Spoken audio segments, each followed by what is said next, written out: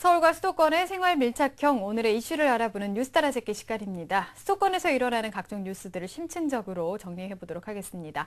시사평론가 최요한 씨와 함께하겠습니다. 안녕하세요. 예, 안녕하십니까. 네. 전세난이 심각합니다. 일부 전문가들은 현재 전세난이 구조적인 문제로 고착화되고 있다, 이런 지적도 하고 있는데요. 이런 상황에서 서울시가 전세 지원책을 내놓고 있어서 관심을 끌고 있습니다.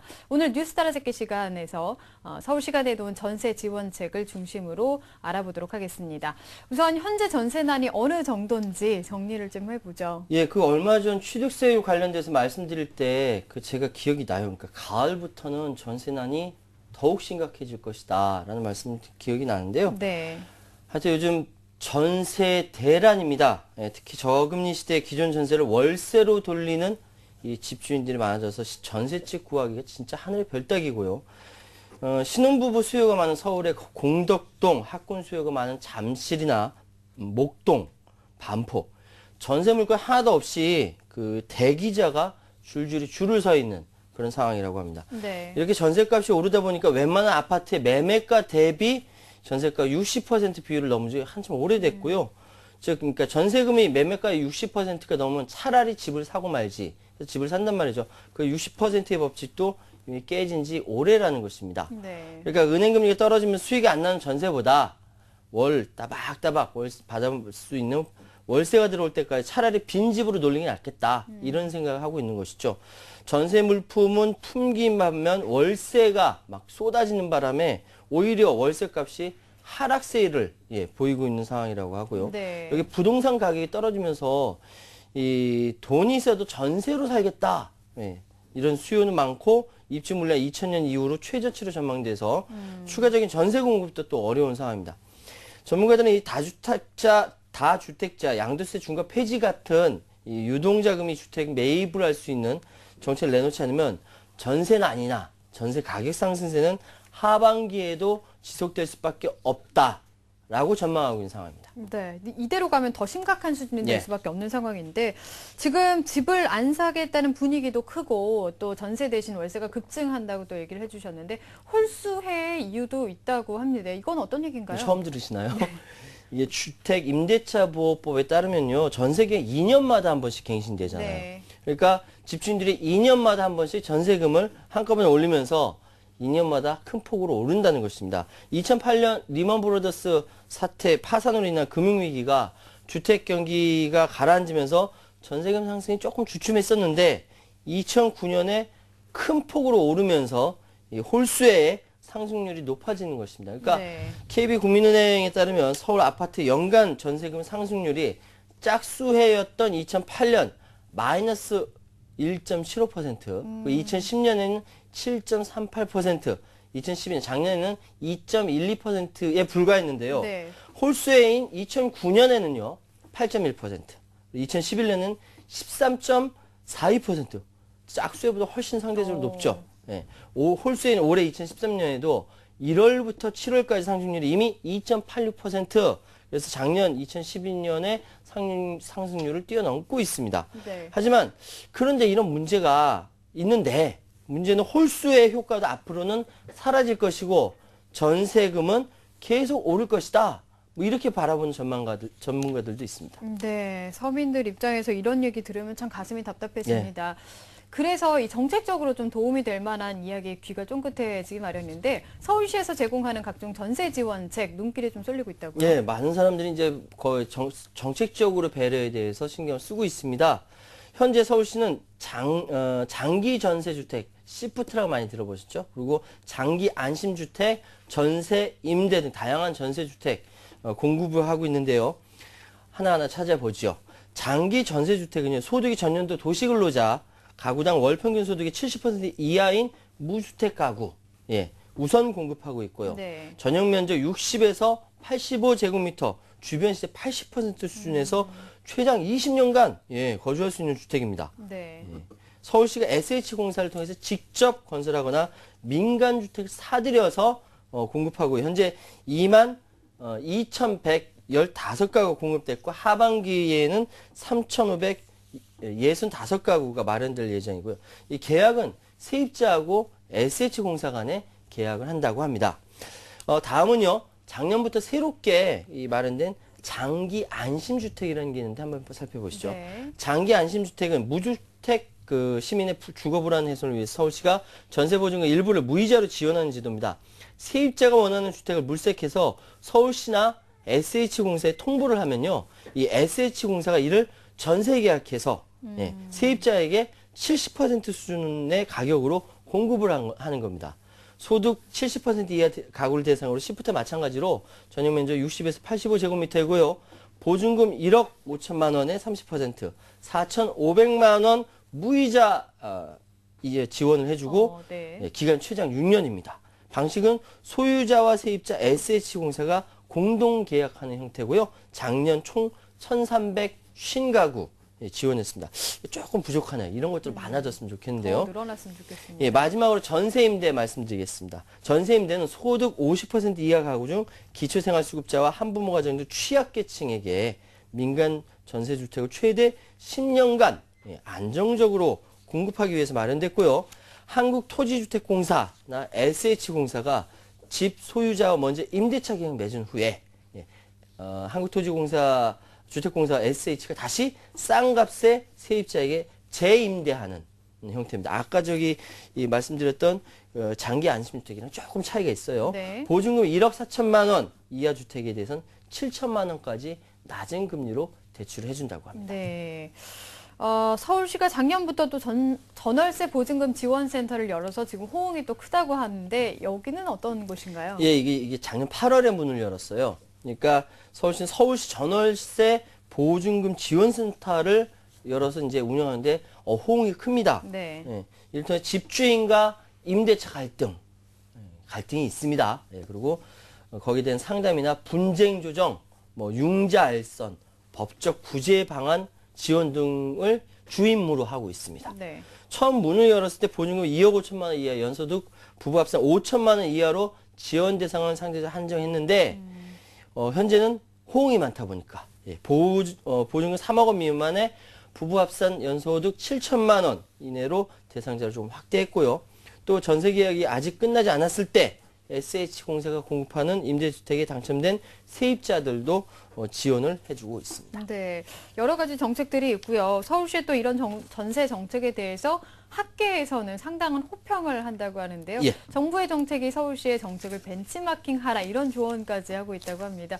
어떤가요? 평가에 대해서 얘기를 좀 해주시죠. 호평입니다. 혹평이 아니라 네, 호평이죠. 좋다라고 이야기하는 겁니다. 네. 자연스럽게 현 정부와 서울시의 주택 정책을 비교하게 되는데요. 현 정부의 주택 정책은 쉽게 말씀해 드려서 주택 가격 촉진 정책이라고 할 수 있습니다. 그러니까 집을 사야 하는 사람들이 집을 안 사고 전세 살고 있으니까 전세 수요가 부족한 것이고 집값을 적당히 이렇게 오르게 하면은 전세 수요가 매매 수요로 갈 것이다. 이런 얘기죠. 네. 여기에 비해서 서울시의 주택 정책은 세입자의 주거 안정에 목표를 두고 있는 것입니다. 사실 세입자들의 마음은 현재 살고 있는 곳에서 장기간 임대를 안 올리고 쫓겨나지 않고 살기를 원하겠죠. 당연한 것이죠. 네.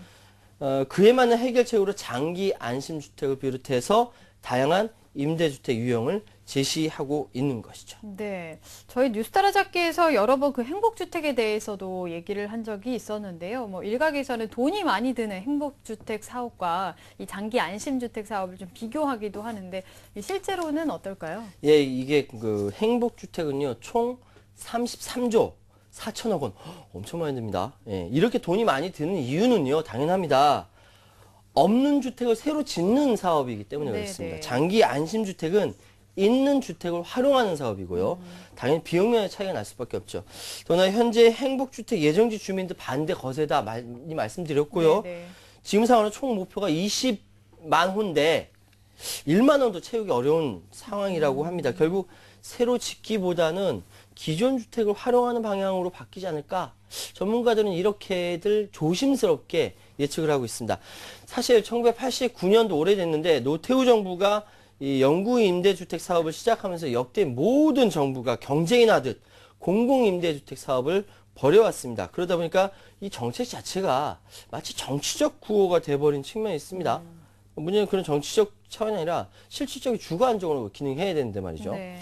일단 이 공공임대주택은 대체적으로 저소득층이 입주하는데 아파트 형식으로 짓기 때문에 임대료가 좀 비쌉니다. 네. 그래서 민간 임대주택을 효율적으로 관리하는 게 공공임대주택에 대한 수요를 줄이면서도 세입자 주거 요건도 보호할 수 있다. 이런 주장이 나오고 있는 것이고요.